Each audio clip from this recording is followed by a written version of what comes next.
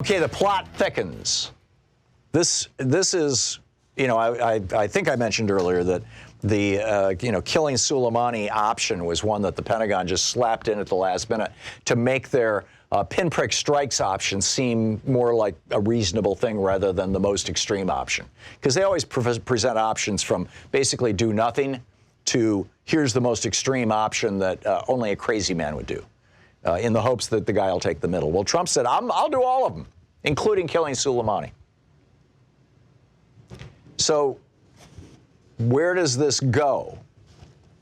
Well, here's where it gets real interesting. Nick Kristof just tweeted, the Iraqi Prime Minister seems to be suggesting that the U.S. essentially lured Soleimani into a peace mediation and then used that shuttle diplomacy to assassinate him on Iraqi soil. In doing so, Nick Kristof, the New York Times reporter, is retweeting a tweet from Jane Araf, which says, this is stunning.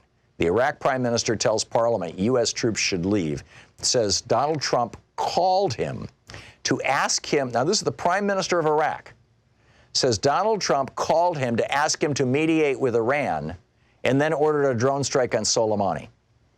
Says Soleimani carrying response to Saudi initiative to diffuse tension when he was hit.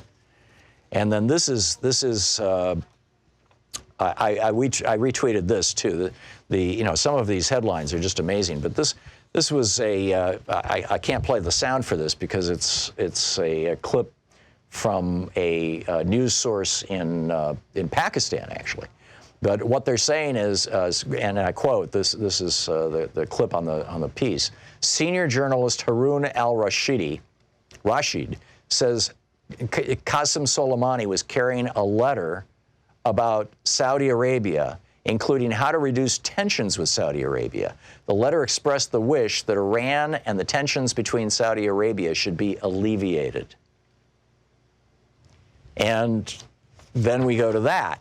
Then there's Nick Kristof's tweet.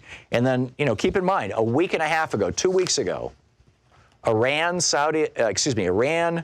China, and Russia had negotiations, military exercises in the Gulf.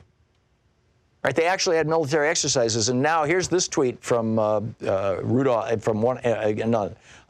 This is an English language news service out of Iraq, and breaking news: Iraq's prime minister, and the picture is of the prime minister of Iraq sitting with China's ambassador to Iraq. Iraqi Prime Minister Abdul al-Mahdi receives China's ambassador to Iraq, Zhang Tao, who's conveying Beijing's readiness to provide military assistance. Now, Iraq's parliament just voted to expel all Americans from Iraq, including American military forces. It was a non-binding resolution, but it was widely supported in their parliament.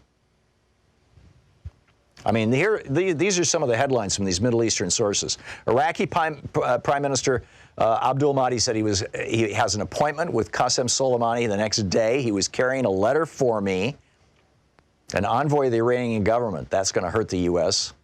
at the UN to kill an envoy.